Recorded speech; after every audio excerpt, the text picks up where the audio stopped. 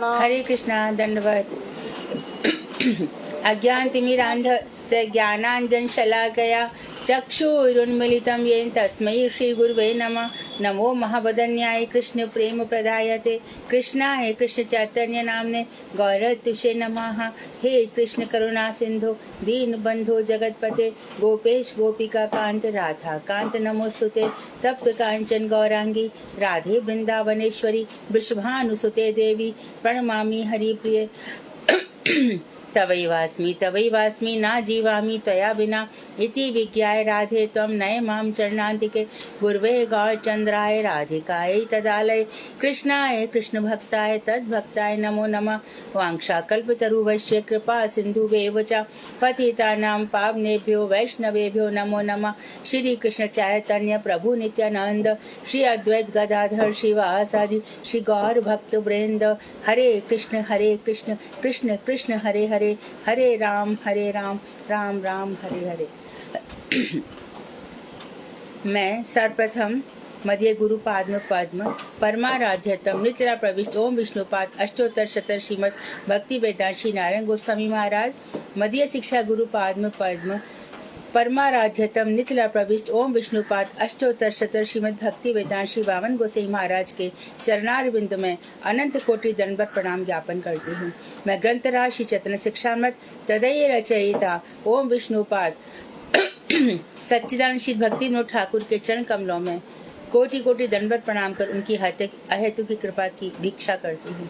मैं उपस्थित वैष्णवी सभी के लिए यथा योग्य वंदन दंडवत प्रणाम करती हूँ।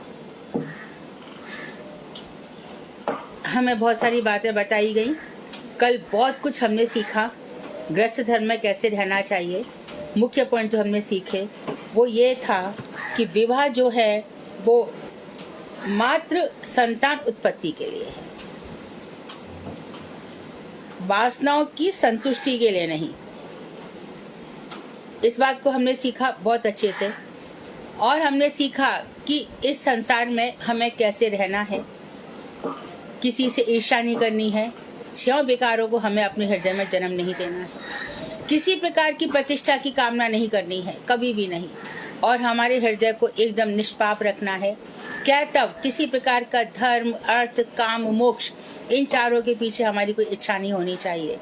जो अखिल ब्रह्मांड नायक हैं, जो हमारे सर्जक हैं, हम जिनके अंश हैं, हमें उनकी आराधना करनी है। और हम किस लिए जन्म नहीं ले रहे, क्योंकि बाकी सब तो हर जन्म में है।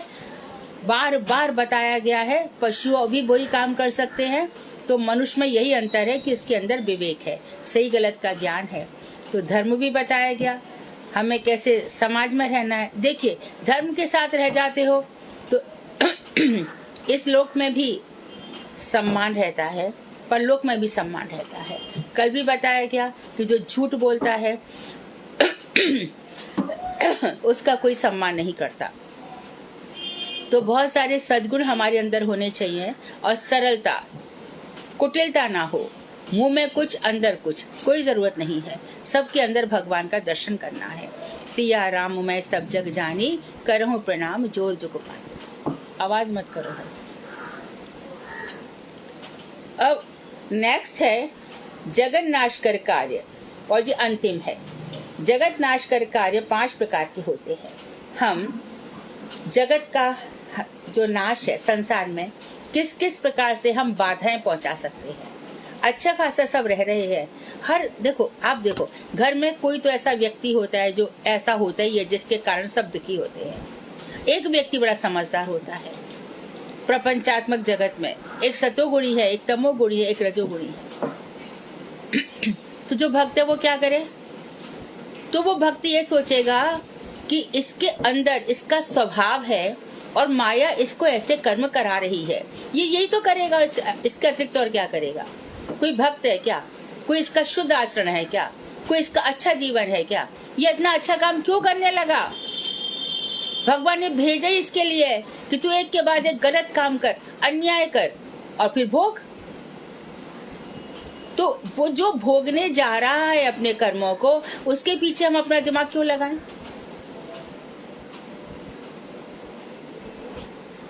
हमें जन्म मिला, जो भी माँ बाप मिले, गुरुजी मिले, जो भी बच्चे मिले, वो उसमें हमारा हाथ कहाँ था? भगवान ने तो पैदा करके रखा ना कि तेरे लिए यही घर है, तेरे लिए यही दंड है। कितने ऐसे माँ बाप होते जो बच्चों के साथ अच्छा व्यवहार नहीं कर पाते। उसने पिछले जन्म में ऐसा किया था, तो क्या करें? भूल जा, भजन कर ले यदि तेरे अंदर थोड़ी बुद्धि है तो। चारों तरफ ऐसे ही लोग मंडरा रहे हैं। बचना बहुत मुश्किल है संसार में। ये संसार दावानल है, यहाँ पे हर कोई परेशान करने वाला है। लेकिन जिनको भगवान का भजन करना है वो ऐसे लोगों के साथ अपना मगजमारी नहीं करते। बिल्कुल अपना माथा क्यों लगाएं? वही जड़ से कमल ऊपर उठ गया, कमल की तरह रहो। सब अपनी वासनाओं की पूर्ति करना चाहते हैं, सब अपनी कामनाओं की, इसी के लिए तो हमें यूज करते हैं सब लोग। हमें अपनी रक्षा करनी है ना, हमें उनको रास्ता दिखाना है और जितना हो सके प्यार से। लेकिन बाद में उन्होंने कहा कि अन्याय करे तो एकदम फिर कोई बात सीधे बोल दो, हमारा तुम्हारा कोई संबंध नहीं है। बड़े बूढ़े भी यदि गलत करने को कहते हैं तो गलत नहीं करना है। तो 5 प्रकार के कौन कौन से जगत नाशकर कार्य हैं? एक तो है सत्कार्य में बाधा पहुंचाना। कोई अच्छा काम कर रहा है, कोई भजन कर रहा है, बेचारा क्या माला लेके बैठ गई हो, घर में इतने सारे काम पड़े, वो नहीं देख रही हो क्या? तो भगवान को क्या पता नहीं है कि वो मेरा भजन करना चाहता है और ये भजन में रोड़े अटका रहा है? अब इसको मैं देखूंगा ये क्या करता है। तू तो एक भजन में रोड़े अटका रहा है, तेरे लिए भगवान पग पग पर रोड़े अटका देते हैं। इतना आसान नहीं है किसी को दुख देना। कोई अच्छे कार्य करने चला, चलो अभी श्रीमद् भागवत का आयोजन किया जाए, घर में संकीर्तन रखा जाए, अरे ऐसा होगा वैसा होगा, खाने में इतने खर्चा हो जाएंगे, वहां पे ऐसा हो जाएगा, फिर साधुओं को भी देना पड़ेगा, यही सब।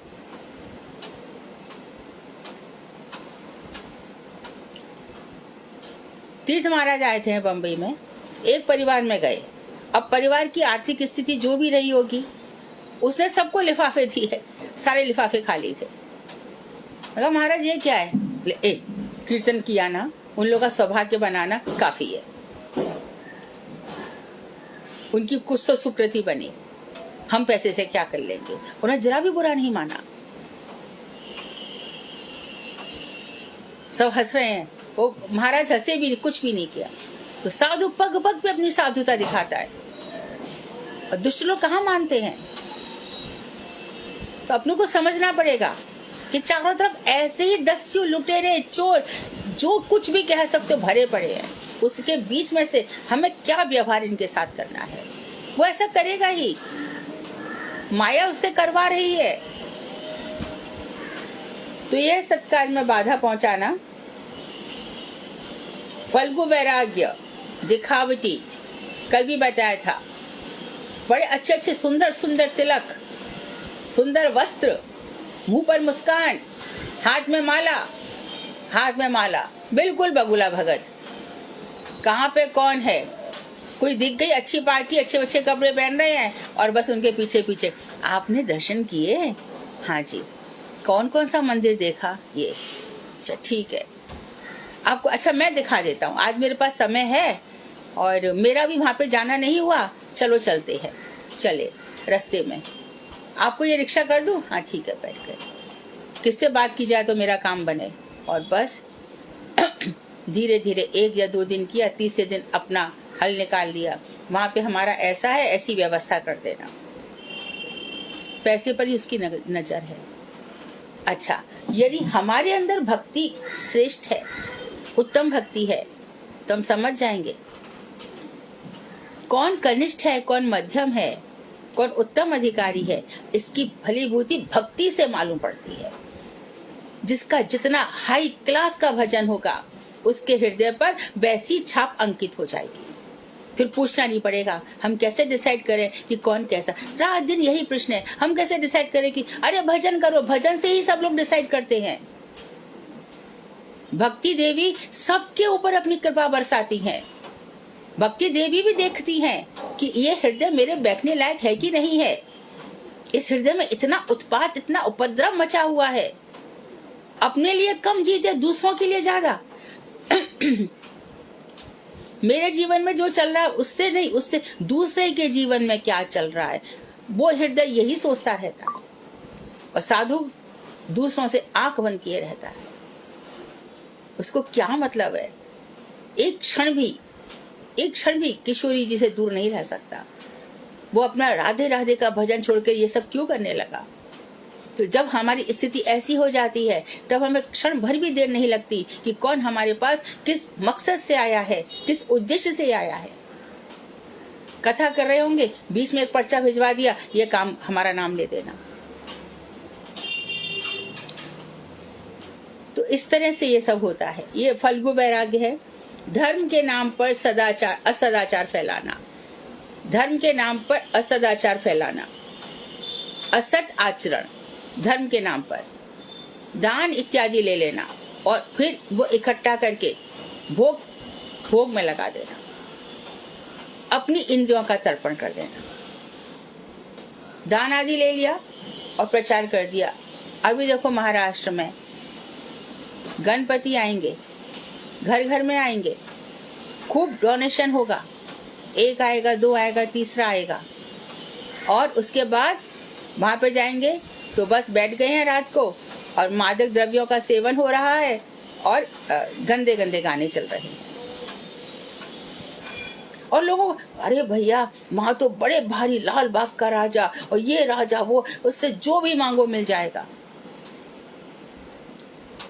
इतने सीधे लाल बाग के राजा गणपति, जो भी मांगोगे दे देंगे, क्योंकि तूने मुझे 1100 रुपए चढ़ाए हैं, इसे तू जो मांगेगा दे दूंगा। सृष्टि का सब कार्य बदल दूंगा, तू जो कर्म करके आया वो भी भुला दूंगा। तेरी इतनी खराब तेरी मनोप्रवृत्ति है, उसको सबको बदल दूंगा मैं, क्योंकि तूने मुझे 1100 रुपए दिए हैं। इतने सीधे है भगवान। और मानो किसी के कर्म के वशीभूत होकर किसी की एक की इच्छा पूरी हो गई। अरे हमारी तो वहां बहुत इच्छा पूरी होती, जरूर जाना। वाल्मीकि खेतवाड़ी के राजा, वहां तो जो जाता है उसकी मनोकामना पूरी होती है। कहाँ होती है? क्यों करेंगे भगवान? फिर कर्मों के ऊपर इतने साहित्य क्यों लिखे गए? ये सब करने बैठे भगवान। अच्छा ठीक है, इतना तो सही है। मैं ये कार्य करने जा रहा हूँ, ये अच्छा कार्य है। वक्रतुंड महाकाय सूर्यकोटि समप्रभा निर्विघ्नं कुरु मे देव सर्व कार्येषु सर्वदा। प्रार्थना कर ली, उनसे प्रयोजन कर लिया। आम जनता तो भगवान कहेंगे अच्छा प्रार्थना करके जा रहा है, मेरा नाम लेके जा रहा है, चलो ये काम हो जाने दो। परंतु ये कहाँ लिखा है कि वो सारे के सारे जो हमने इतने जन्मों से पाप अर्जित किए उनको मिटा देंगे? नाम के आधार पर पाप करना तो सबसे बड़ा अपराध है। पर हम लोग समझते ही नहीं है। अन्याय युद्ध, अन्याय के साथ युद्ध करना। ये धरती मेरी है और ये धरती तुम्हारी है, जिसकी लाठी उसकी भैंस, इतना मेरा है। अच्छा, अन्याय, न्याय के नाम पर बिल बना दी माता पिता ने, अब क्या है? फिर भी लड़ाई। न्याय से जितना मिले उतने में संतुष्ट रहे।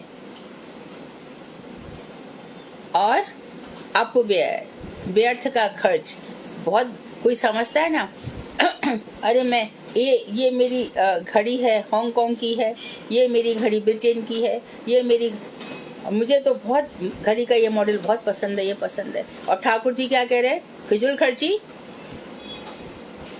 ये देखो मेरी कांजीवरम साड़ी और ये मेरी बनारसी साड़ी और ये मेरी ये और ये मेरी ये 1000। और ठाकुर जी कह रहे फिजूल खर्ची। इतने से काम चल सकता है तो क्यों 100 जोड़ रहा है? और फिर जोड़ जाड़ लिया यहाँ वहां से। मैं तो भैया बहुत बांट देता हूँ, तेरे पास फालतू पड़ा था तभी तो बांट रहा था ना।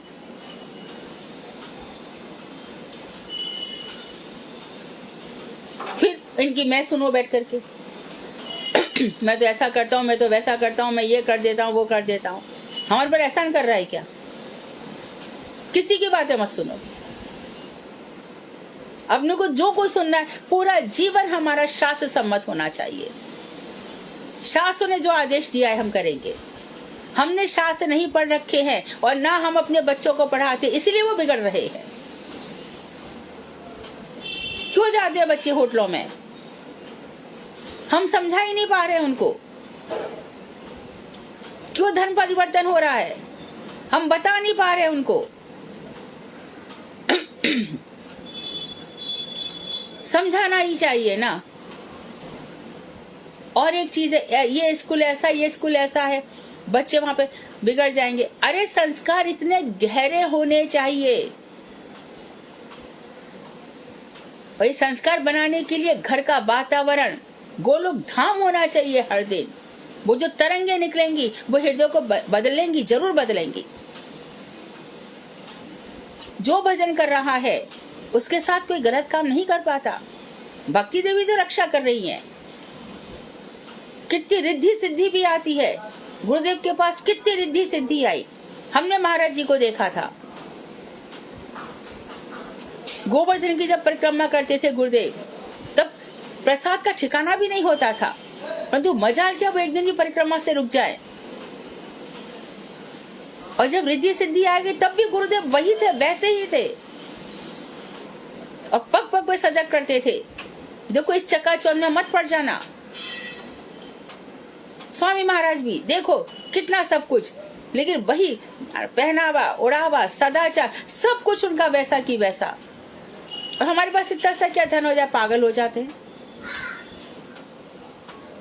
और दूसरों को दिशा दिखाने के लिए। और यदि जो भक्त है तो उसको सीधा रास्ता बताए, चल तेरे जैसे कितने घूमते हैं। इसलिए सबसे पहले अपनी रक्षा करो, अपनी भक्ति की रक्षा करो। इन सब चीजों में पड़ना ही नहीं है। तो क्योंकि समझ लो ये अपव्यय कर रहा है, ये अपराधी है। तो 10 चीजें आपको दिखा रहा है, आप क्यों इंप्रेस हो गए उससे? आपको तो मालूम पड़ गया ना ये फालतू का हमको दिखा रहा है और कुछ नहीं है। और शास्त्र के हिसाब से अपराधी है।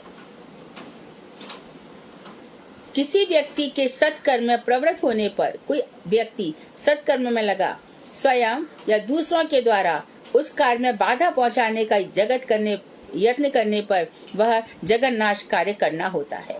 कोई अच्छे काम के लिए चाह रहा है, ये हमने एक्सप्लेन कर दिया था। भगवत भक्ति के द्वारा अथवा ज्ञान उदय से विषयों के प्रति जो वैराग्य उदित होता है वह उत्तम है। भगवत भक्ति इतनी हो गई। अच्छा, और एक चीज है, भक्ति देवी जब आएंगी तो 2 चीजें उनके साथ रहेंगी। ज्ञान भी रहेगा और वैराग्य भी रहेगा। भक्ति हो, मैं तो बहुत भजन करता हूँ और पता चला कि भजन के नाम पे कुछ नहीं हो रहा। रात दिन वहां पे बच्चे पैदा हो रहे हैं, रात दिन वहां पे जो कुछ मना है वो हो रहा है, खूब असदाचार हो रहा है। हम और ऐसे लोग ज्यादा बोलेंगे कि हमारे यहाँ तो बहुत भजन होता है। क्या भजन हो रहा है? बैरागी हो गई, छूट गया सब कुछ। कितना रोती है राधा जी के लिए, कितना कृष्ण के लिए विरह है। कहां से बोल रही है, किधर है, कहां खड़ी है। कितना ग्रंथों से प्रेम हुआ, कितनी अनुभूति हो रही है। तो भक्ति देवी जब आएंगी तो ज्ञान और वैराग्य साथ में आएंगे ही आएंगे, ये निश्चित है।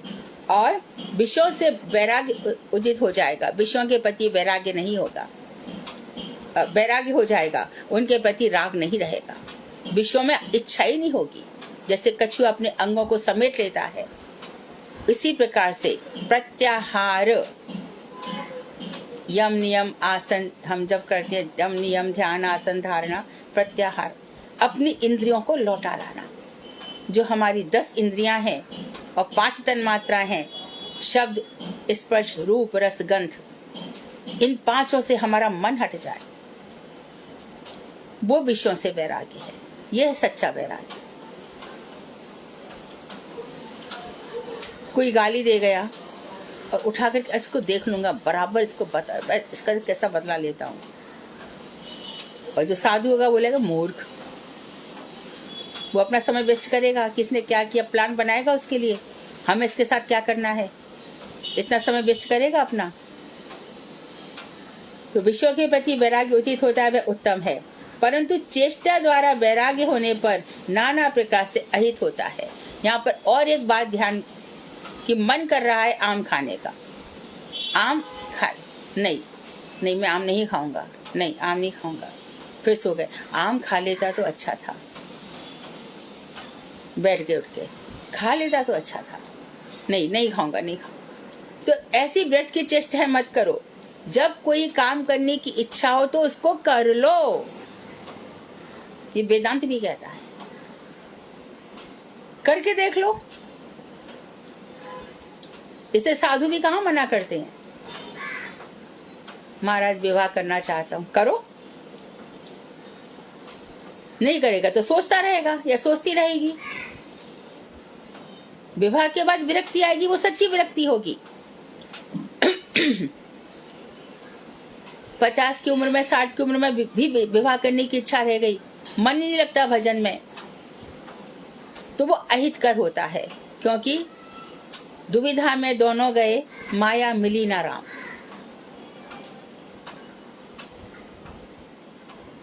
संसार में रहकर गृहस्थ धर्म का उत्तम रूप से पालन करना ही साधारण लोगों का कर्तव्य है। तो वहीं पर उन्होंने कह दिया कि जो साधारण लोग हैं, जबरदस्ती मत सोचो कि विवाह नहीं करना, तुम संसार में रहो, गृहस्थी बसाओ, उत्तम रूप से उसका पालन करो। गृहस्थी का अच्छे, यानी कि जो हमने जितने सारे सदाचार बताए हैं, कि एक सब किसके लिए बताए गए? गृहस्थ के लिए। सच्चा वैराग्य उदित होने पर संन्यास आश्रम उपयोगी वैराग्य का आचरण करना उचित है, अथवा भगवत सेवा में तत्पर होकर गृहस्थ उपयोगी चेष्टाओं को क्रमशः कम करेंगे। सच्चा वैराग्य हो गया तो भैया तुम संन्यास ले लो, संन्यास आश्रम में रहो और वहां जाकर के दिन रात भगवान का भजन करो, दिन रात कृष्ण की सेवा में रहो। कृष्ण से प्रेम हो गया है। संन्यास, आपने अपना मन, आपने अपनी बुद्धि, आपने अपने कर्म सब कुछ कृष्ण में अर्पण कर दिए हैं। आप सुनते हो तो कृष्ण का, जगत की आवाज आ रही है, पता नहीं क्या चल रहा है, मैं तो अच्छा, आप कुछ भी कर रहे हो तो क्या कर रहा हूँ, कृष्ण खुश होंगे, वो संन्यास है। तो यदि ऐसी इच्छा हो जाए तो संन्यास ले लो, और यदि किसी आश्रम में स्थान मिल जाए तो अच्छा है। मानो आश्रम में नहीं मिल रहा तो घर का एक कोना बना लो। राधा कुंड में अभी वो उड़िया बाबा थे, काफी ग्रंथ भी लिखे उन्होंने, अभी वो पधार गए हैं। तो हमारे मठ में पहले एक सुबल सखा प्रभु थे, तो वो मुझे लेके गए थे, हम उनके घर गए, उनको अच्छा भी लगा, हम मिले उनसे और मिल करके उन्होंने कहा नहीं प्रसाद खा के जाना पड़ेगा, संत लोग तो होते ही हैं ऐसे। तो वहां पे हमने देखा कि तुलसी के बिरवा जगह जगह छोटे छोटे बिरवा थे। मैंने कहा प्रभु जी ऐसे अलग अलग यहाँ वहाँ तुलसी क्यों लगी है? तो चलो बाबा से पूछते हैं। तो बाबा एकदम जोर से हंस पड़े, बोले जहाँ जहाँ किशोरी जी ने मुझे दर्शन दिए हैं वहां वहां मैंने बिरवा लगा दिया। ठीक है। बाबा की तबीयत थोड़ी खराब हुई तो उनको ग्लूकोज दिया जा रहा था, सीरीज लगी थी। तो क्या हुआ, अचानक वो उन्होंने हाथ ऐसा उल्टा किया तो ब्लड निकलने लगा उनसे, ऐसा कुछ बहुत। मैं कभी मैं क्या करूं, और ये लोग चले गए थे बाहर, धूप बहुत थी, मैं कहा मैं बाबा के पास ही बैठती हूँ, तो मैं क्या करूं। उनको फोन लगाया, प्रभु जी जल्दी डॉक्टर को लेकर के, बाबा का सब ब्लड बह रहा है। तो मुझे कुछ नहीं सूझा, मैंने कस के उनका हाथ पकड़ लिया। वो कमजोर तो थे, मेरे ख्याल से 85 वर्ष के होंगे, तो ब्लड तो उनका जैसे तैसे रुक गया। डॉक्टर आए, फिर वो उसको ठीक ठाक करके चले गए। बाबा बोले कि मैं तुमसे बहुत पसंद हूँ, तुम्हें कुछ बतलाऊंगा। मैंने कहा बाबा बताइए। तो वो फिर जहाँ पर उनकी साधना है वहाँ पर वो लेके गए, और फिर उन्होंने कहा कि देखो बहुत लोग हमसे पूछते हैं कि आपकी अनुभूतियाँ बताओ, किशोरी जी दिखती थी तो वो कैसी दिखती थी, क्या उनके साथ श्याम सुंदर होते थे? तो मैंने कहा हाँ बताइए, लेकिन मेरे दुर्भाग्य की सीमा देखो, उसी समय जो मेरे साथ थे वो लोग बिना बुलाए नीचे आ गए। अब बाबा बोले यदि मैं बताऊंगा चलो सुनेंगे तो सही, और बाहर जाकर के उपहास करेंगे और अपराधी बनेंगे।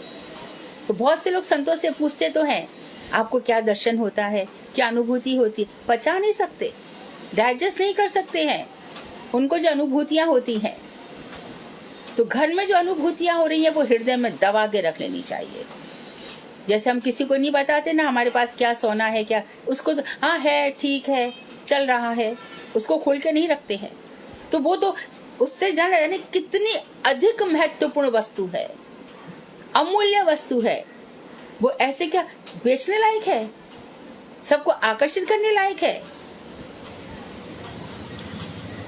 महाराज जी के लिए जब सेवा कुंज से किशोरी जी ने कहा पुजारी को स्वप्न में कि जा वहां पे मेरी सखी है, वहां पे ये प्रसाद दिया, तो वो एकदम शोर मचाते हुए आ गए। उनकी वीडियो भी ऑडियो भी चलती रहती है। परंतु गुरुदेव ने कभी भी नहीं कहा कि मेरे लिए किशोरी जी ने ऐसा किया।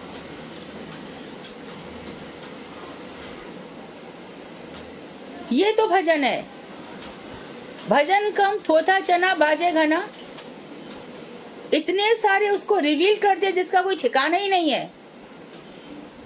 समझे ढोंगी है। अधजल गगरी छलकत जाए, भरी गगरिया चुप के जाए। भरी गगरिया में आवाज थोड़ी होती है। तो शांति से मन को संयम करके अपना धीरे धीरे धीरे जो यहाँ पर हम गुरुदेव ने भक्ति लता बीज जो यहाँ पर बोया है वो उड़ते उड़ते उड़ते उड़ते सीधी वहां पे जाए। ए संसार को भूल जाओ, बिल्कुल बिरजा नदी तक जानी चाहिए। श्रीमद् भगवद गीता पुरुषोत्तम योग 15वां अध्याय। ऊर्ध्वमूलमध शाखम अश्वत्थं प्राहुरव्ययम् छन्दांसि यस्य पर्णानि यस्तं वेद स वेदवित्।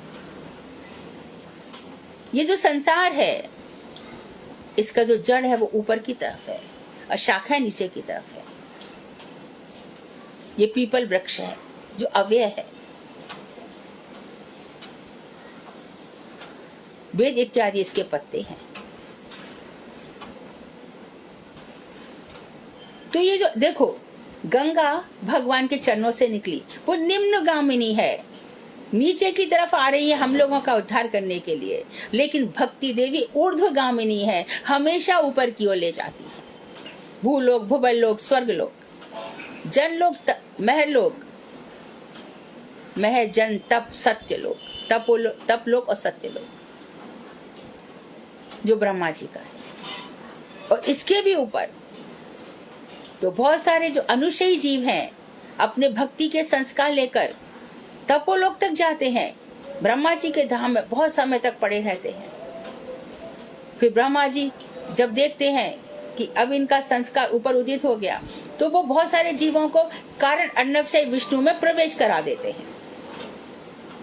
और वहां पे देखा जाता है कि ये जीव नीचे जाने लायक है या ऊपर जाने लायक है। फिर बिरजा नदी के उस पार वो जीव पहुंच जाता है अपने भजन के बल पर। कोई और बल काम नहीं आता भाई, अपना ही भजन काम आता है। साथ कौन कर सकता है? गुरु कृपा, वैष्णव कृपा, दो कृपा से काम चल सकता है। तो हमारी सारी चेष्टाएं इसके लिए होनी चाहिए। चेष्टा है जीरो, बातें ज्यादा है, छल बल से कैसे भी करके नहीं चलेगा काम। अब देखो तो जो निष्कपट साधु होते हैं उनका विकास कितनी जल्दी होता है, और जो बातें बनाते हैं वो बातें बनाते ही रह जाते हैं। ये बातुनी विद्या कुछ काम नहीं आती, वाचाल कहीं का।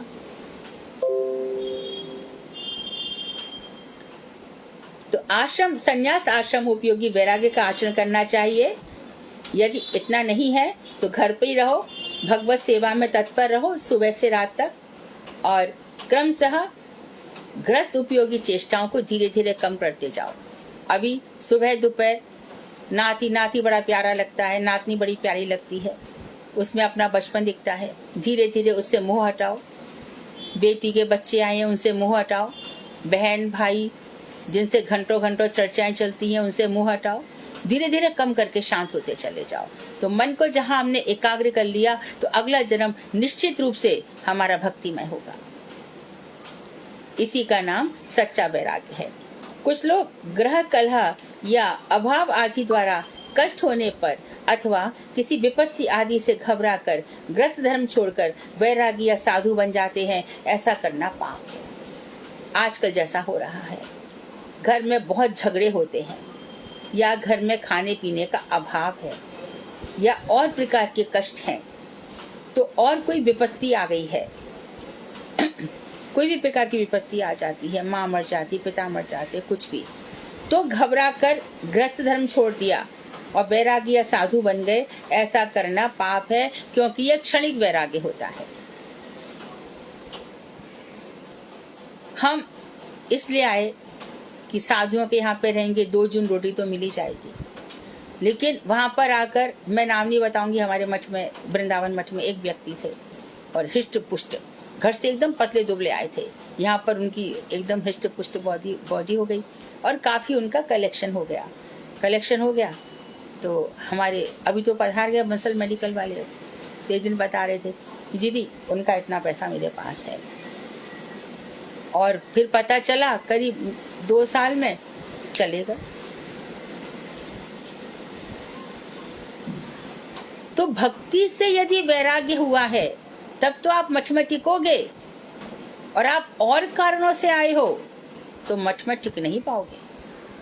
जहां पैसा हाथ में लगा भाग जाएगा। तो क्षणिक वैराग्य है। तो घर में कलह होने पर या कोई विपत्ति आने पर साधु बन गया तो उससे कोई लाभ नहीं होगा। क्षणिक वैराग्य होने से आश्रम त्याग करने का अधिकार नहीं होता। एक पत्नी ने कष्ट दिया, वैरागी बन गए, और फिर वहीं कोई दूसरी लड़की मिल गई, कुछ दिन आगे भाग करके छोड़ छाड़ के आ गए। पता चला कि उन्हें दूसरा विवाह कर लिया। कुछ लोग स्वाभाविक वैराग्य उदित न होने पर भी सिर मुड़ाकर गले में कंठी और मस्तक पर तिलक आदि वैराग्य के बाह्य चिन्हों को धारण कर घर से निकल पड़ते हैं और सोचते हैं कि ऐसा करके शीघ्र ही भगवत भक्ति प्राप्त कर लूंगा। कुछ लोग बस तिलक लगा लिया, कंठी पहन ली, घर से निकल गए और बस ऐसे खड़े होते हैं, यहाँ पे मालारी ऐसे खड़े हो गए, माला जप रहे हैं, और सब अंदर ही अंदर प्लान चल रहा है कि मुझे कैसे अपना लक्ष्य पूरा करना है।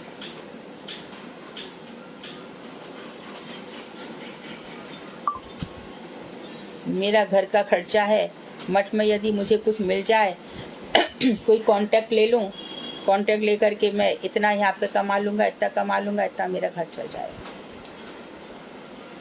ऐसे बहुत लोग मिल जाएंगे।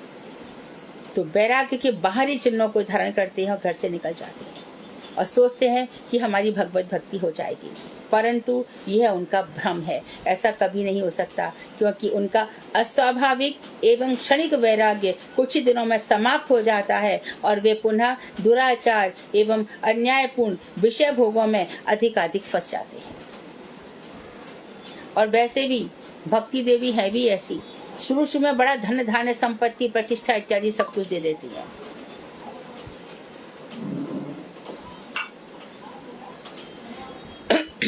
फिर वो उसमें फंस जाता है। कहाँ गए वो? अरे उन्होंने विवाह कर लिया, चले गए छोड़कर। कहाँ पे? अरे वो जगह ढूंढ रहे हैं, एक आश्रम बनाएंगे,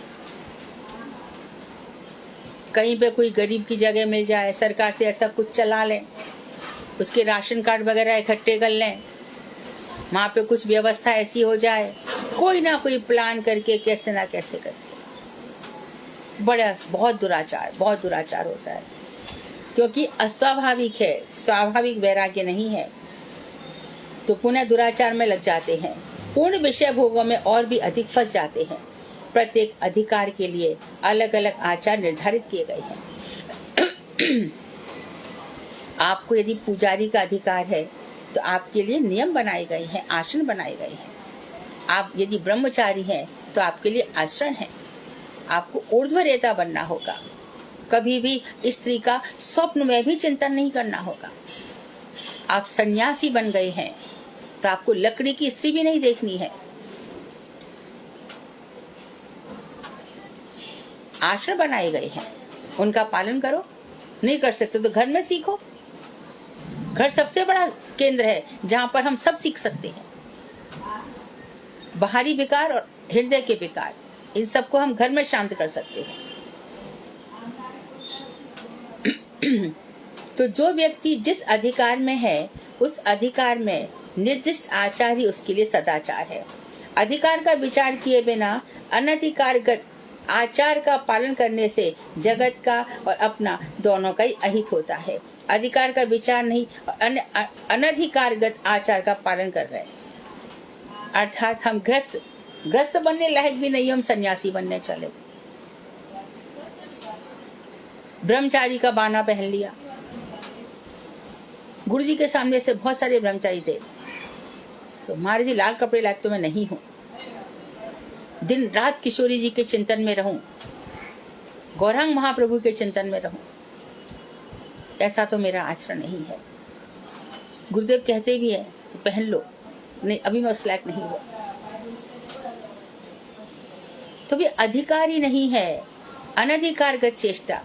अभी हम इस चीजों से कहते हैं कि अरे आप ये इतना ये पोत कर लिपस्टिक पोत कर,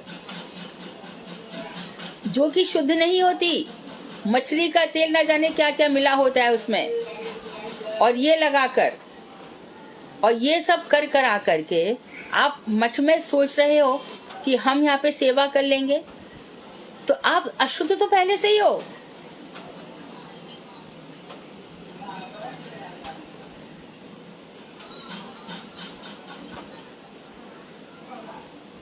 मासिक धर्म में भी कहा जाता है कि देखो 5-6 दिन तक दूर रहो, ठाकुर जी से आप बैठो, परिक्रमा करो, लेकिन दूर रहो। तो जो आप दूर रहने का मतलब ये है कि जो ब्रह्मचारी ठाकुर जी को छूने जा रहे उनसे भी बहुत दूर रहो। मैं तो पैसे दे रही थी वहां पे, अरे थोड़े दिन बाद दे देती ना, वो ठाकुर जी की सेवा में है। मंदिर थोड़ी छुआ मैंने, पर वो व्यक्ति तो मंदिर जा रहा था ना।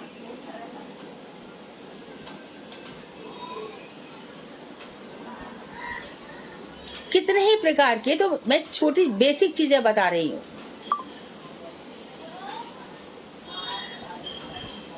जगन्नाथ जी हैं, उनका रथ बाहर खड़ा रहता है और वहां पे पब्लिक उनका आलिंगन करने जाती है। तब याद आती है रूप गोस्वामी सनातन गोस्वामी की, कि वो उस मार्ग पे भी जाना नहीं चाहते थे।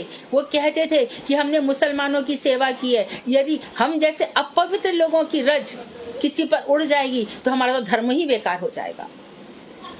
हरिदास ठाकुर, अरे मैं यवन कुल में पैदा हुआ हूँ, इतने बड़े अधिकारी, और देखो क्या विचार कर रहे हैं अपने लिए, और हमारा कुछ भी अधिकार नहीं है। मंदिर बंद है, खोल देंगे, अरे ये क्या है।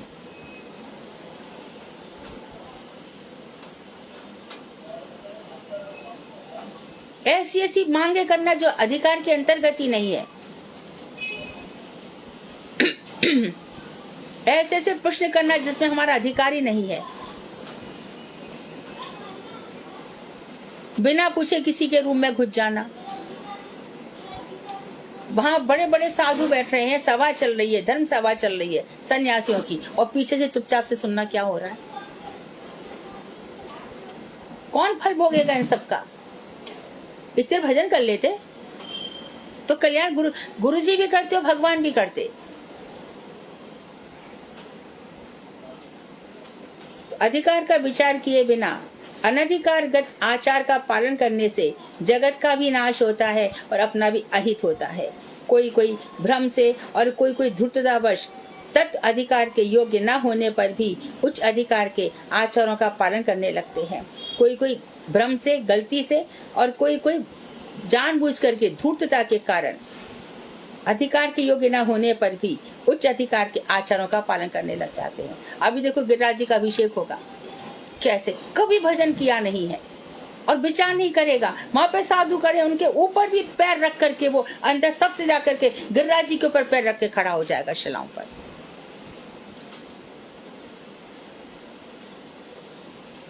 चढ़ा रहे हैं वहां पे कलश, उनसे कलश छीन के खुद चढ़ाने लग जाएगा। वहां पे कैसे खड़े होना है, कैसे वहां पे व्यवस्था है, कुछ मतलब नहीं है। 4-5 बच्चे आएंगे, यंग लड़के, झुंड बनाएंगे, जो भी आगे खड़े हैं उनको ऐसे धक्का देते थे, हंसते हंसते आगे पहुंच जाएंगे। उनको लगा कि उन्हें जंग जीत ली, नहीं, बहुत बड़ा अपराध कर दिया। जब तक कोई खड़ा, कृपया मुझे थोड़ी सी जगह दे सकते हो, तब तो बात बनेगी कुछ। सब जगह ऐसे, यानी पूरी परिक्रमा में ऐसा ही चलता है।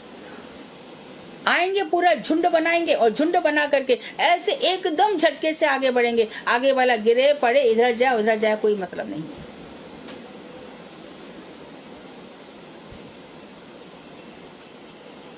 उच्च अधिकार के आचारों का पालन करना चाहिए। इससे क्रमशः जगत का अहित होता है। कहीं कहीं धर्म के नाम पर दुराचार और पाखंड का प्रचार देखा जाता है। भक्ति सन्यासियों का वर्णाश्रम धर्म के विरुद्ध प्रचार तथा नेड़ा, बाउल, कर्ता, भाजा, दरवेश और ये कुंभपटिया, अतिवादी, स्वेच्छाचारी भक्त ब्रह्मवादियों की वर्णाश्रम विरुद्ध चेष्टाएं अत्यंत अहितकर हैं। तो 12-13 प्रकार के लोग हैं। ये सब अपसंप्रदाय के लोग हैं, इनका कोई संप्रदाय नहीं होता। ये सब वर्ण आश्रम धर्म के विरुद्ध हैं। इन्होंने जिनका नाम भी लिया उसके विरुद्ध प्रचार करते हैं। ये उनमें से लोग हैं। ये अभी तो लोगों को हमारे इस्कॉन वालों ने और इधर हमारे गौड़िया वैष्णवों ने काफी सजग कर दिया है। वहां पे जाएंगे राधा कुंड में, पर क्या होता है, बाबा जी के पास बाबा जी कहेंगे कि देख, तेरा घर में पति है, हाँ, अब मैं तेरा पति हूँ और अब तू, मैं उसके साथ भोग करेंगे। बोले पर क्या रस यही है। ये प्रैक्टिकल सीखो। सहजिया लोग बिना भजन करे हम राधा जी से मिलवा देंगे, हम कृष्ण से मिलवा देंगे, बिना भजन करे। किसको मिले हैं? मुझे तो सपनों में दर्शन होते हैं। सपनों में दर्शन होकर के फिर भी तो यही घूम रहा है ऐसे ही, कुछ भी चेंज नहीं हुआ तेरे अंदर। पाखंड का प्रचारी देखा जाता है। धर्म के नाम पर दुराचार है और वर्णाश्रम धर्म के विरुद्ध है। तो ये कौन कौन से अपर संप्रदाय हैं? नेड़ा, बाउल, कर्ता भजा, दरवेश, कुंभपटिया, अतिवादी, ये सब स्वेच्छाचारी, मन माना आचरण करने वाले, इनको शास्त्र की कुछ नहीं पड़ी है। और ब्रह्मवादियों की वर्णाश्रम विरुद्ध चेष्टाएं बहुत अहित करें, इससे जगत का नाश होता है। ब्रह्मवादियों की जो चेष्टाएं हैं, सोहम सोहम सोहम, वो मैं हूं, वो मैं हूं, वो मैं हूं। कौन है तू? वही कृष्ण तक तो उनकी पहुंच है नहीं, क्योंकि भगवान और भक्ति उसमें तो सेवा की भावना रहती है। अच्छा, ब्रह्म है वो जो चमक रही है, ज्योति चमक रही है, मैं वह हूं, मैं वह हूं। फिर क्या है, तू क्या कर लेगा? तो ये सोहम सोहम वाले हैं। वर्ण आश्रम, ना इनका कोई वर्ण होता है ना कोई इनका आश्रम होता है। तीनों वर्णों में से कोई वर्ण नहीं, यानी किसी वर्ण के अंतर्गत नहीं। ना इनका ब्राह्मण स्वभाव है, ना क्षत्रिय स्वभाव है, ना वैश्य स्वभाव है, ना शूद्र स्वभाव है। ना ये ब्रह्मचर्य आश्रम, मन में आए तो ग्रस्त बन गए, मन में आए तो ब्रह्मचारी बन गए। जैसे बैठे, अरे भैया तुम क्या कपड़े पहन के जा रहे हो, हम भी वही पहन के आ जाते हैं, चलो। आज विवाह में जा रहे हैं, ठीक है, मेरे पास अच्छा कपड़ा है, शर्ट पहनते मैं भी आता हूँ। किसी भी जगह नहीं होते, जैसा होता है। आज ब्रह्म भोज है, कोई मर गया है तो वहां तेरे में भी चले गए, माँ खा पी आए। यज्ञ हो रहा है, आहुति डालोगे थोड़ी, हाँ, अच्छा। श्रीमद् भागवत हो रही है, 101 मूल पाठ करने वाले चाहिए, आ गए। दिन रात फिल्म देखता था, वहां पे मिलेंगे 11,000 रुपए, तो बस मूल पाठ लेकर के बैठ गया और पढ़ने बैठ गया। नीचे यानी क्या क्या वो सोच रहा।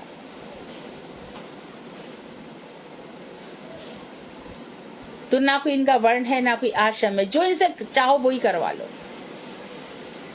गृहस्थ हैं, ब्रह्मचारियों के साथ बैठ जाएंगे। अब जो गृहस्थ के घर गए वो ब्रह्मचारियों को रुपए दे रहा है, तो ये भी हाथ फैला देंगे, मैं भी इनके साथ ही था।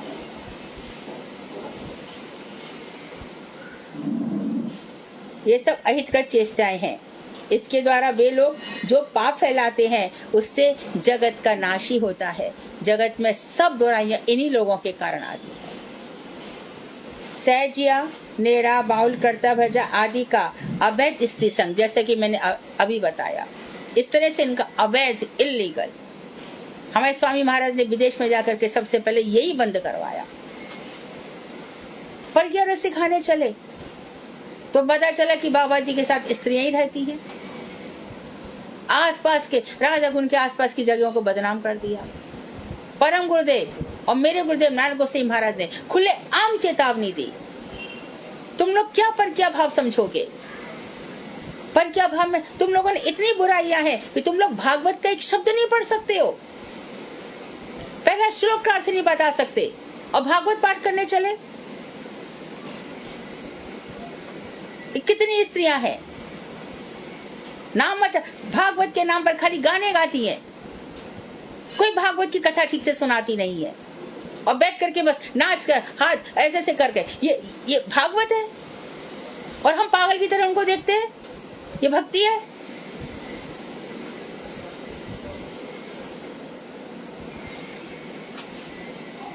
ये सब जगत का हित कर रहे हैं, धर्म के नाम पर बड़ा कुप्रचार हो रहा है। गुरुदेव ने जब दिल्ली में कहाँ पे थे, पारगंज में, मैं भी वहीं पे थी, तब गुरुदेव ने सबके सामने कहा था, हमारे मठ के कितने ही ब्रह्मचारी लोग वहां पे कथा सुनने गए थे, उनका बड़ा नाम है, मैं नाम नहीं बोलूंगी।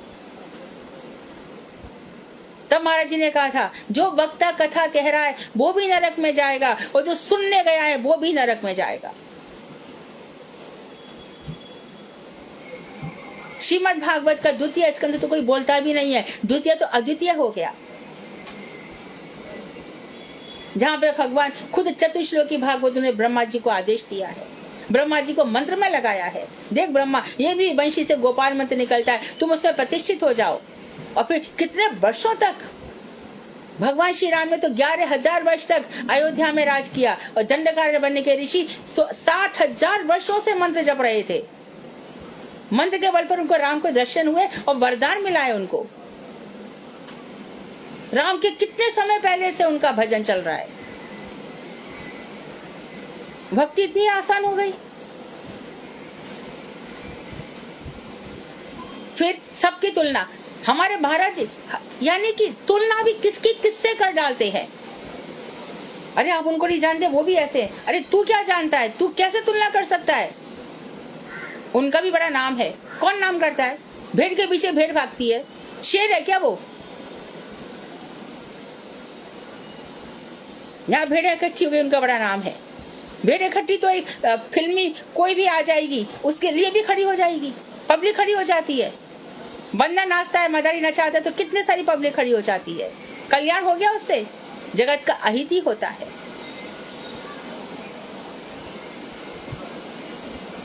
तो इस अवैध स्त्री संग ये नितांत धर्म विरुद्ध है। राज विस्तार के लिए जो अन्याय युद्ध होते हैं, हमारे राज्य का विस्तार हो, ये सब अधर्म तथा जगत विनाश के कार्य है। चाइना बार बार इंडिया पे अटैक करता है, हमारा अरुणाचल चला गया और आगे सड़क बनाएंगे, चुपचाप बनाते चले जाएंगे, इसको भी घेर ले, उसको भी घेर ले।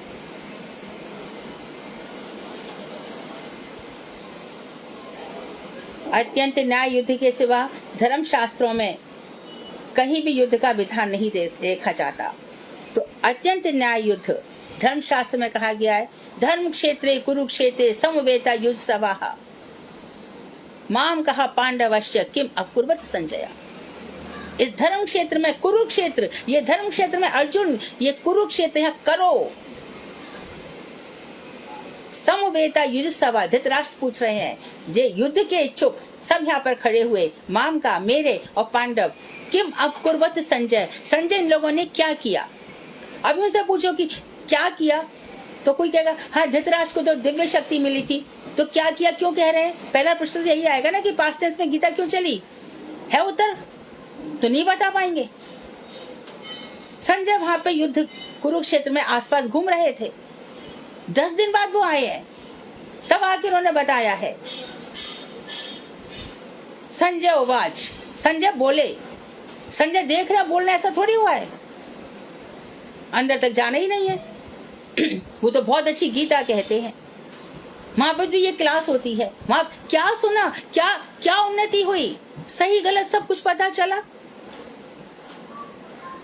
सभी एक जैसे हैं। ये और भी बड़ा अपराध है। उत्तम, मध्यम, कनिष्ठ सबको एक समान समझ लेना।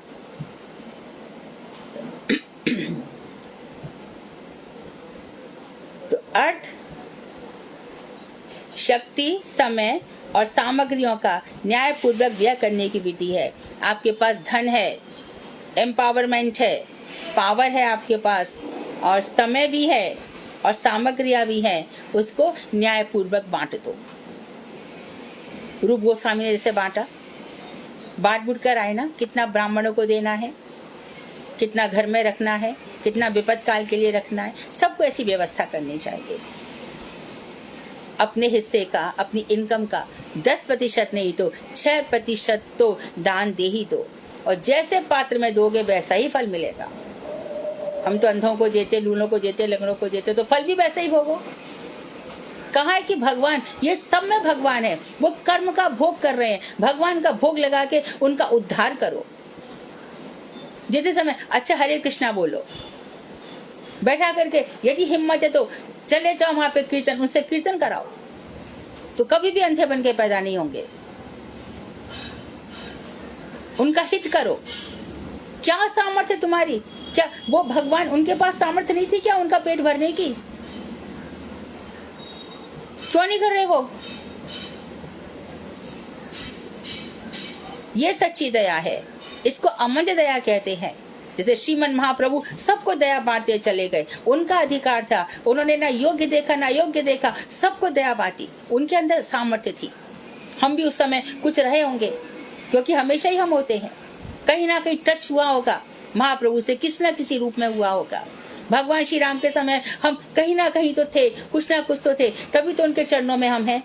यदि नहीं है तो इसका मतलब हम उस समय जाने कहाँ थे।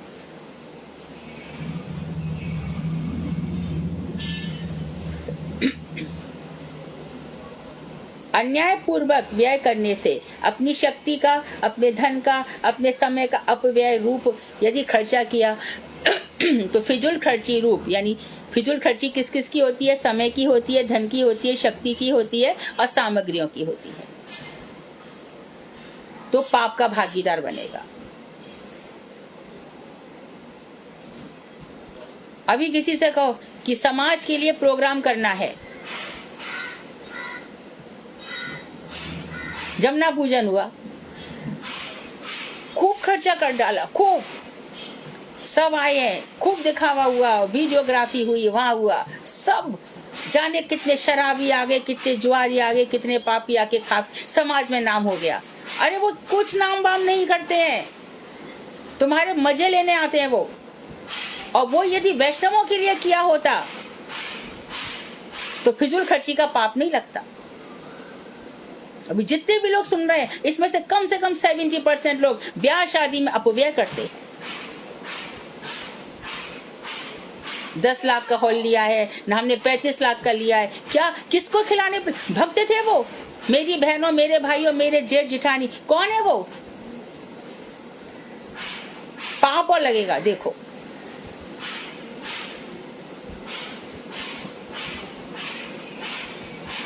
किसको बुलाया जाए, किसको नहीं बुलाया जाए, अपना जीवन बर्बाद, कितनी तैयारी, कितना टाइम वेस्ट, कितना सब कुछ, किसके लिए? खा के जाएंगे 2 दिन, अरे बहुत अच्छा, बहुत आना, तीसरे दिन अरे उनके यहाँ ये नहीं था, ये नहीं था, वो नहीं था, चौथे दिन तो सब भूल भाल गए। आज तक तुमको याद है क्या जो वो तुम्हारा याद करके रखेंगे? पाप और अपराध। पात्र की गुरुता और लघुता के अनुसार पाप की गुरुता और लघुता का विचार होता है। पात्र की गुरुता, पात्र जो पात्र है वो कितना गुरु है और कितना लघु है। यदि आपने बड़े भारी व्यक्ति के प्रति पाप किया और एक छोटे व्यक्ति के प्रति, तो उसका अंतर आ जाएगा। बता रहे हैं गुरुता और लघुता के अनुसार पाप, पातक, पातक माने भी पाप होता है पर कुछ खास अर्थ रहा होगा, अतिपातक और महापातक आदि भिन्न भिन्न नाम होते हैं। यानी एक पाप, एक महापाप, एक महापाप। भक्त और भगवान के प्रति जो पाप किए वो अपराध होते हैं।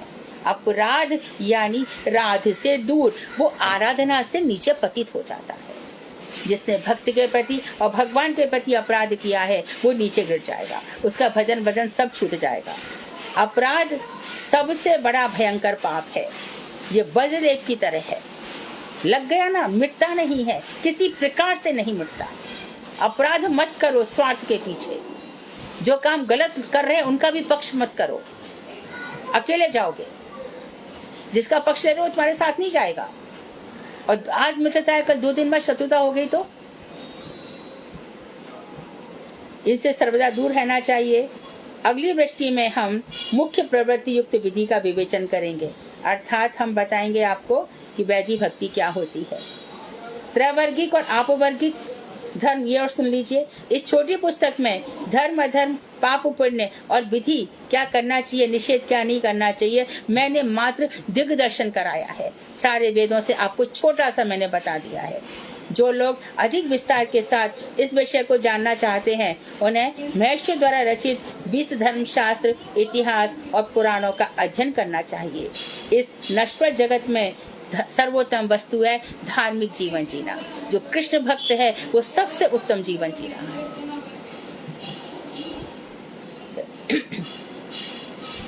ऐसे जन्म को प्राप्त करने के लिए सबको प्रयत्न करना चाहिए, सबकी कोशिश करना चाहिए। सबसे पहले शुरू होगा परिक्रमा से और इधर उधर दर्शन करने से, ध्यान करने से, और धीरे धीरे जब तत्व ज्ञान हो जाएगा तब तो अरे कृष्ण आपके अतिरिक्त तो था ही क्या, मैंने क्यों अपना टाइम वेस्ट किया, मैंने कितने अपने समय की, अपने धन की मैंने फिजूल खर्ची करी,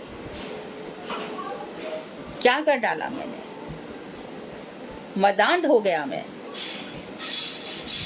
सत्कर्म समूह 2 प्रकार के होते हैं, त्रैवर्गिक और आपवर्गिक। त्रैवर्गिक यानी 3 वर्ग, वही कौन कौन से 3 वर्ग, क्षत्रिय, ब्राह्मण और वैश्य, ये 3 वर्ग हैं। ये धर्म अनित्य है, इस सब बताने के बाद फिर बोल रहे हैं ये त्रैवर्गिक धर्म अनित्य है, ये हमेशा नहीं रहते, ये स्वार्थ पर होते हैं। इसमें इंसान अपने स्वार्थ के लिए जीता है। और एक चीज है, स्वार्थ लाग करे सब प्रीति, सुर नर मुन सब की यह रीति। यहाँ सब स्वार्थ परायण है, 1 मिनट उनका स्वार्थ पूरा ना हो, देखो क्या अपना रूप दिखाते हैं। सुर, देवता, मनुष्य, मुनि, सबका यही रीति है, बिना स्वार्थ के कोई किसी से बात नहीं करता। याज्ञवल्क्य ने अपनी पत्नी मैत्री से यही कहा, मैत्रेयी यहाँ सब स्वार्थ के लिए जीते हैं।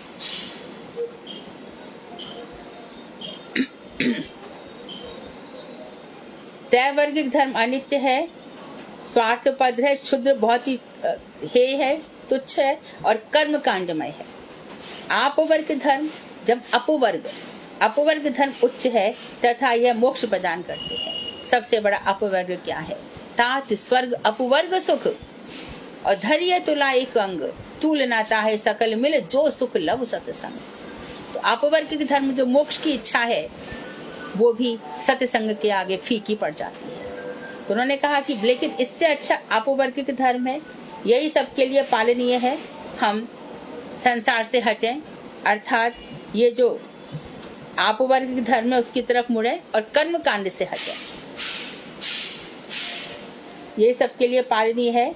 इससे मोक्ष की कामना भी दूर हो जाती है और धीरे धीरे अपवर्गिक भी धर्म दूर हो जाता है। स्वर्ग और अपवर्ग के स्वरूप को एक तराजू में रख दीजिए, एक रुई के फाये के बराबर भी सत्संग का, इतना सत्संग से लाभ होता है।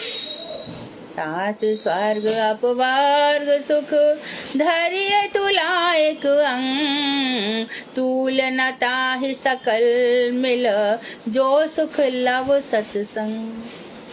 स्वामी मोए न बिसारियो, लाख लोग मिल जाए, हमसे तुमको बहुत है, तुम सम हमको नाय।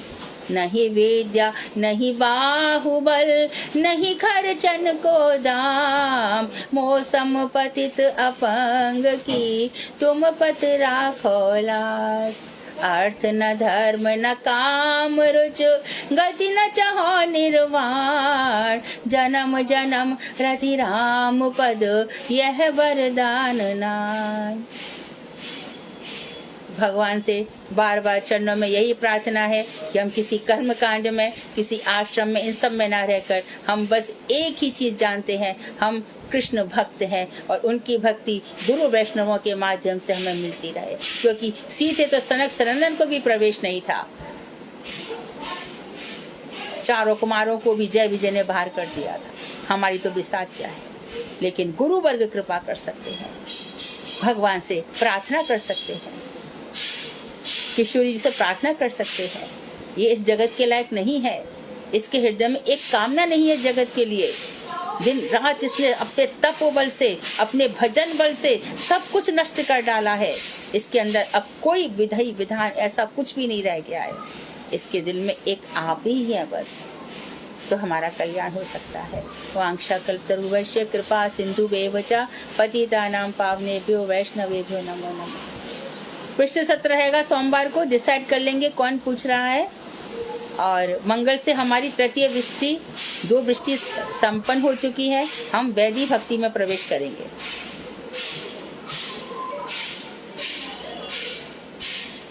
हरे कृष्णा दीदी, हाँ जी। सोमवार को तो शायद एकादशी है।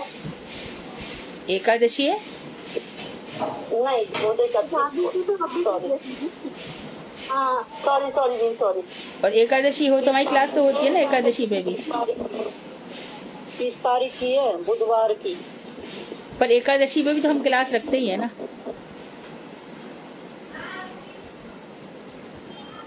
क्वेश्चंस बना लिए हैं, बस एक पेज का जो आज का लेक्चर करा गया है, बस वही थोड़े 2-3 क्वेश्चन ऐड करने, शाम को सबको क्वेश्चन मिल जाएगा। ठीक है। कौन पूछा था मुझे याद, स्त्रीण मतलब जो स्त्री को छोड़ ही नहीं सकता, जिसको जो वुमेनाइज होता है ना, वुमेनाइज औरतों के पीछे भागता है, उसको स्त्रीण कहते हैं। किसी ने पूछा था, मुझे याद नहीं आ रहा। स्त्रीण जिसको हमेशा स्त्री चाहिए, भोग बुद्धि वाला, कामी, वुमेनाइज जिसको इंग्लिश में कहते हैं।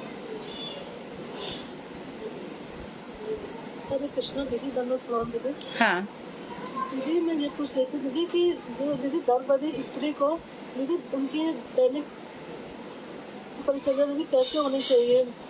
गर्भवती स्त्री के क्या होनी चाहिए, बीच के शब्द चले गए। गर्भवती स्त्री उनका दैनिक वो कैसा होना चाहिए दीदी, रोज का उनका क्या क्या उनको करना चाहिए? हाँ, गर्भवती स्त्री को देखो, जब तीसरा महीना पुंसवन संस्कार हो जाता है तो ये फिक्स हो जाता है कि उसके अंदर अब गर्भ गिरने की संभावना नहीं है, फिक्स हो गया। उसको सुबह से शाम टीवी नहीं देखना चाहिए, मोबाइल नहीं देखना चाहिए।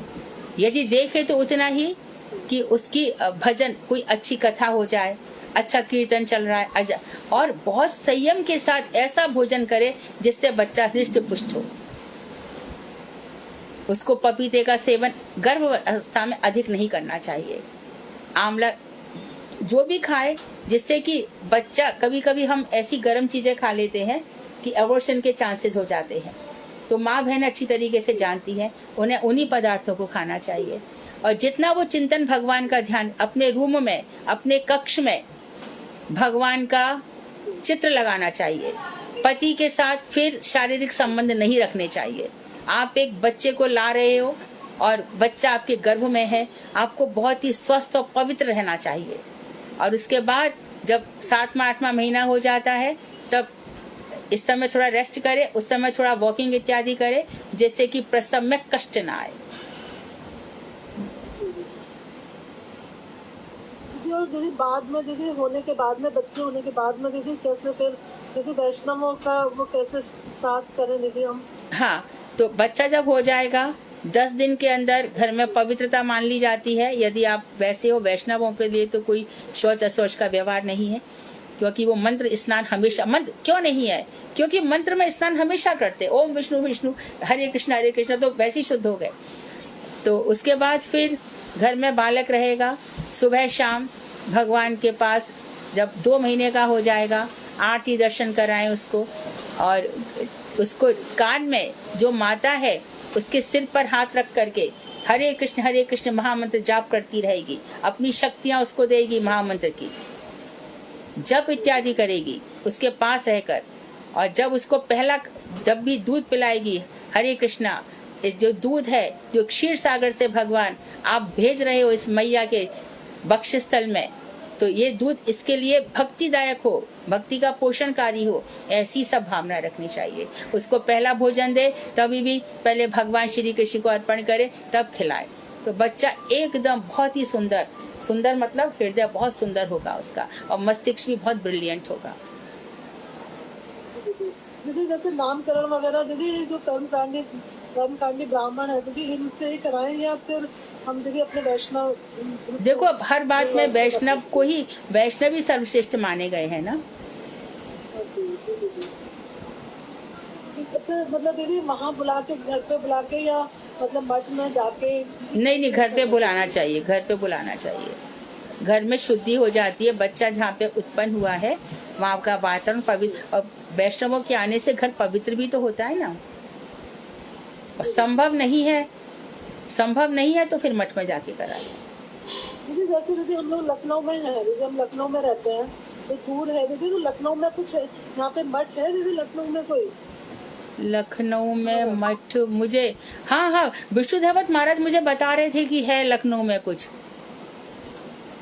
दीदी तो उनका, मैं उनका नंबर तुम्हें, विष्णुदेवत महाराज का आप मुझे हरे कृष्णा लिखकर भेजना अपना नाम, तो मैं विष्णुदेवत महाराज का नंबर भेज दूंगी। लखनऊ में है कुछ, वो बता रहे थे। हरे कृष्णा दीदी। हरे कृष्णा। तुम गर्भवती हो? दीदी मेरी बहू है दीदी। आपकी बहू है, बहुत सुंदर। हाँ 7 साल बाद दीदी, 7वां साल चल रहा था दीदी, अब बहुत सुंदर। 5वां महीना शुरू हुआ है। भगवान की कृपा से सब काम ठीक हो जाएगा। विष्णुदेव महाराज का मैं नंबर भेज दूंगी, तुम उनसे बात कर लेना। दीदी दीदी 2 है दीदी वैसे भी ना। अच्छा, तो IVF से हुए हैं? जी दीदी। हाँ ठीक है, तो अच्छा है ना, एक साथ 2 आएंगे। हाँ बहुत ही बढ़िया, बहुत सुंदर। दीदी रहेगी तो दीदी मैं सब कुछ वैष्णव से ही कराना चाहती हूँ। हाँ वैसे ही कराना, और तुम्हारी जैसी इच्छा वैसे ही, पर घर का वातावरण अपनी बहू को बोलना कि टीवी वगैरह ना देखे, नहीं तो बच्चा बहुत उद्यमी उपद्रवी हो जाएगा, शैतान एकदम। नहीं दीदी टीवी तो बिल्कुल नहीं देखती, लेकिन दीदी फोन तो देखती है। क्या देखती है? दीदी फोन तो देखती है, टीवी तो नहीं चलता बिल्कुल। अब फोन में भी तो यदि वही सब देखेगी तो फिर बात तो वही है। फोन में वो यही दीदी, फोन में ना वो ऐसा नहीं दीदी, वो देखती रहती है कि मतलब कैसे सही वो रहते हैं, इस तरह से कि इस महीने में क्या नहीं करना चाहिए, दीदी यही सब देखती है बस। ठीक है, तुम्हारे निगरानी में है ना, काफी है। हाँ हरे कृष्ण, हरे कृष्ण। हरे कृष्ण दीदी। हाँ प्रश्न है, ये आपवर्गिक धर्म मतलब अपवर्ग, सभी वर्गों के लिए? हाँ ये सभी वर्गों के लिए। तो ये इसमें लिखा है कि अपवर्ग से अपवर्गिक बना। अपवर्ग माने मोक्ष, जो मोक्ष प्राप्ति की ओर ले जाता है। अपवर्ग से अपवर्गिक बना, अच्युत धर्म जिसको कहते हैं।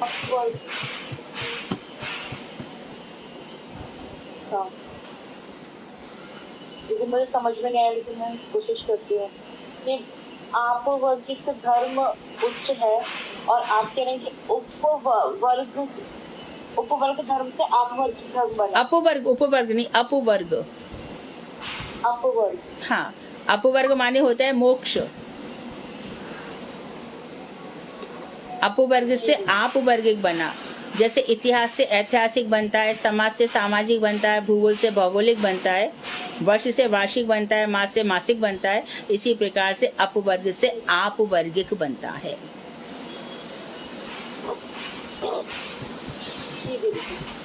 और इसमें कृष्ण भक्ति और विशुद्ध आपवर्गिक धर्म सर्वश्रेष्ठ है, जो कि सबके पास है, वो मोक्ष की कामना भी दूर करता है।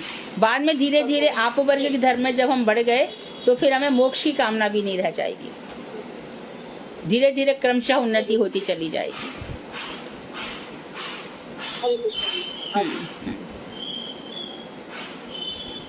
और त्रैवर्ग में आपने 3 वर्ग कौन से बताए? त्रय वर्ग ब्रह्म, क्षत्रिय और वैश्य। इसमें कर्मकांड रहते, शूद्र के लिए तो कुछ कर्मकांड होता ही नहीं है। ये 3 वर्ग हैं। जी। ब्रह्म से मतलब ब्राह्मण, ब्राह्मण, वैश्य और क्षत्रिय। इन तीनों के जो कर्तव्य बताए ना, तो बाद में उन्होंने ये सब बता के अंत में बता दिया ये सब कर्मकांड है, इनको छोड़ दो, आपवर्गिक धर्म की तरफ बढ़ो, मोक्ष वाला जो अच्युत मार्ग है वहां कर, और धीरे धीरे फिर भक्ति की, मोक्ष को भी छोड़ दो, भक्ति की तरफ आ जाओ।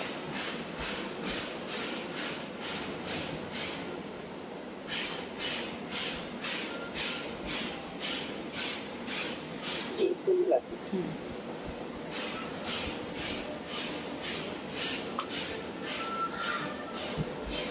और कोई प्रश्न?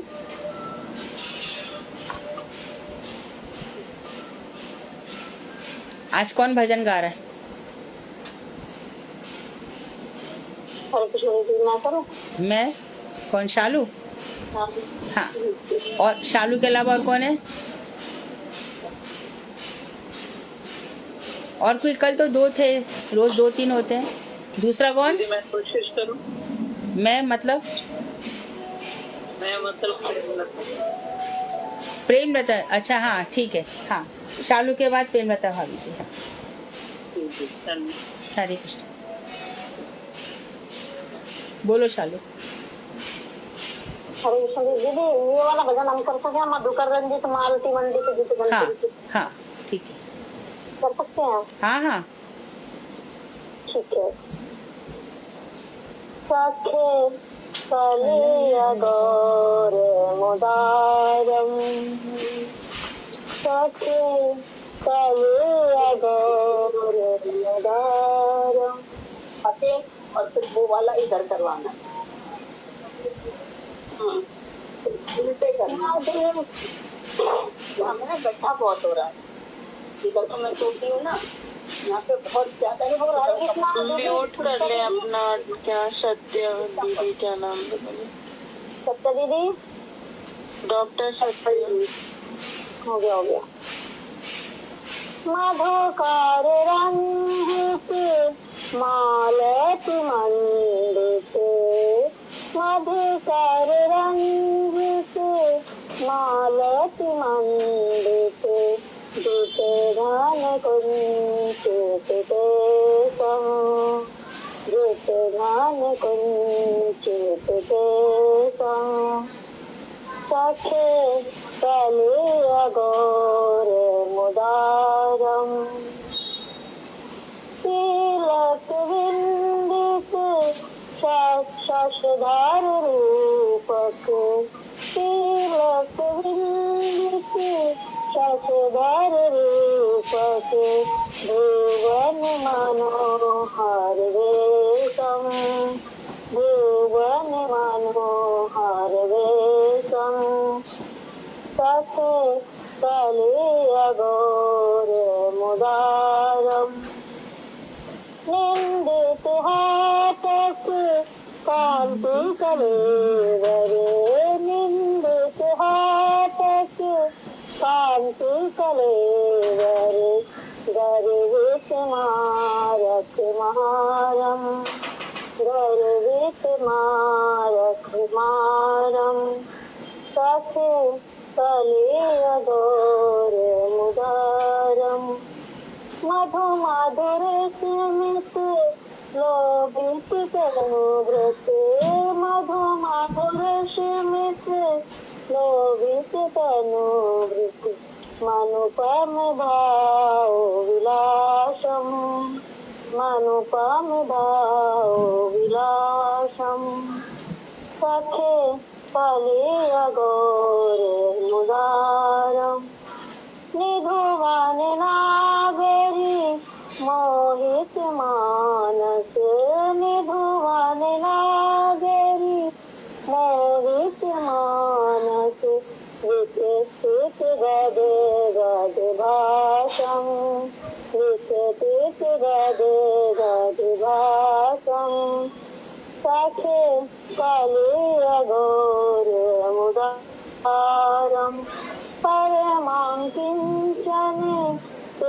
किंचन रे गणे परमा किंचन किंचन रे गणे करुणा वितरणशीलम् करुणा वितरणशीलम् शोभित मति राधा मोहन शोभित मति राधा मोहन नामस निरूपम लीलम् नामस निरूपम लीलम् अथे कले अघोर मुदारम् साथे काले अघोर मुदारम् सती नंदन जया गौर हरि विष्णु प्रिया प्राण धन गौर हरि नदिया बिहारी गौरा हरि नदिया बिहारी गौर हरि बोलो सती नंदन गौर हरि। बहुत सुंदर, हरे बहुत बढ़िया। कृष्ण। तेन बता हावी जी। हरे कृष्ण, दंडवत प्रणाम सभी। धन्यवाद। हरि हरि दयाल मोर जय राधानाथ हरि दयाल मोर जय राधानाथ बार बार लहने के साथ बार बार लहने के साथ हरि राधानाथ बहु ब्राह्मणाथ लय शरण बहु ब्राह्मणाथ लखनऊ शरण निज गुण कृपा करो अदम करान हरि दयाल जय राधानाथ जगत कारण तुम्हें जगत जीवन जगत कारण तुम्हें जगत जीवन तुम चाह कर नाही राधा रमण तुम छाड़ कर नाही राधा रमण हरि दयाल जय राधानाथ भुवन मंगल कोनी भुवनेर स्वाति भुवन मंगल कोनी भुवनेर स्वाति तुम कुशल नाथ हरि जगति तुम कुशल नाथ जगति हरि दयाल मोर जय राधानाथ भाविया देखिनोई जगत नगारे भविया देखिनोई जगत नगारे तुमा बिन के नहीं दास उदारे हरि दयाल जय राधानाथ हरि दयाल जय राधानाथ जय राधानाथ जय राधानाथ राधानाथ जय राधानाथ। बहुत बढ़िया, बहुत सुंदर। तो सोमवार को मिलते हैं प्रश्न उत्तर का सेशन जैसे अभी तक करते आए हैं। 1 वर्ड आंसर, 1 लाइन आंसर और सुंदर प्रश्न बनाओ। सब लोग तैयार रहो। लास्ट टाइम पे कुछ ही लोग उत्तर दे पाए थे और जो प्रश्न करता थे वो भी क्या करें जब दूसरे लोग हाथ ही नहीं उठाते हैं और फिर कंप्लेन करते हैं कि हमारा नाम नहीं, हमको बुलाया नहीं। देखिए, सहयोग कीजिए। प्रश्नकर्ता चाहते हैं कि सभी लोग उत्तर दें। आप भी हाथ उठाइए। आप यदि सोचे कि पहले नाम बुलाएं फिर हमारी मर्जी हम दें, या ऐसा मत करो, ऐसा मत करो। फिर कंप्लेंट भी मत करो कि हमसे नहीं पूछा गया। आप हाथ उठाइए और प्रश्न आप सबसे पूछे जाएंगे। वांक्षाकल्पतरुवैश्य कृपा सिन्धुभ्येव च पतितानां पावनेभ्यो वैष्णवेभ्यो नमो नमः।